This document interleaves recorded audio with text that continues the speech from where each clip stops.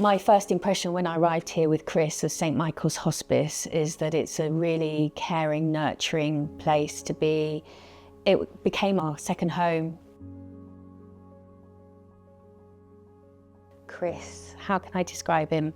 He was my soulmate, he was my world, he was my leveller, my confidant. He was the person that I went to for everything, and he was just the person that everybody wanted to be with.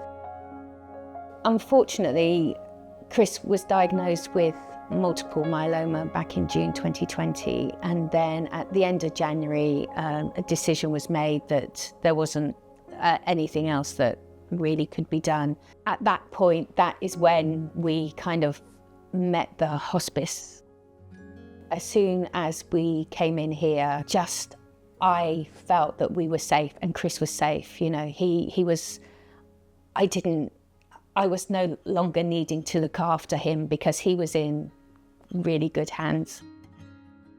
So we're quite a small hospice here in North Hampshire, and because we are quite small, it means that we have got the resource to be able to look after patients, and lots of people talk about how safe they feel when they come here.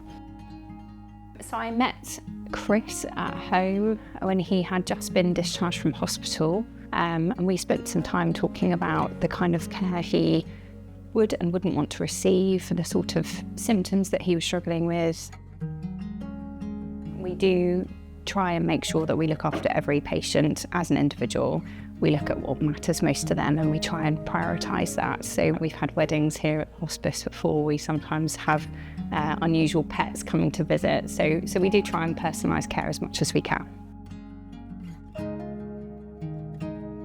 Matthew was, in life he was a financial advisor, and then he became a worship leader at our local church. But yeah, he was a really good, really fun guy, really good dad, and he got ill when he was 36 and died when he was 40.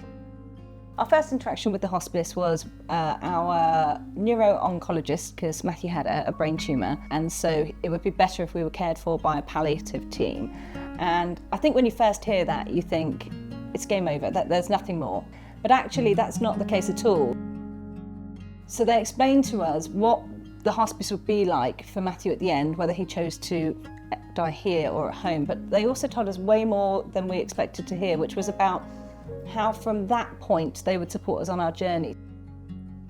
It is lovely to be able to work here, and it is a privilege to develop relationships with patients and their families, and those are sometimes relationships that continue for a very long time as people either are looked after by our services for a long time or people who come back and visit us years later.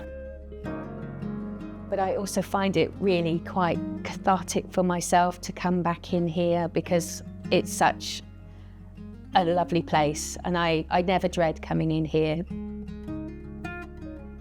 What I love about palliative care is about celebrating life. It's so nice to be able to prioritise the patient and what they need and looking at them as a person and not just an illness. What was really nice was that Ben could come and go and come in and see Chris, give him a kiss, whatever he wanted to do. And in fact, actually, they were given a little worry doll to take home with them to help them to deal with the process of being afraid of losing their dad. And I think that's what the palliative care journey is. It's making life easier, pain-free, yes, but also a bit more stress-free. He said, "This is the best place I could be. I'm so happy that this was available to me at my time of need. If it wasn't here, I don't know how those end days would have been. I know that they would have been bleaker, for sure." So, I mean, I now am always fundraising for the hospice because I just know we need to keep this going.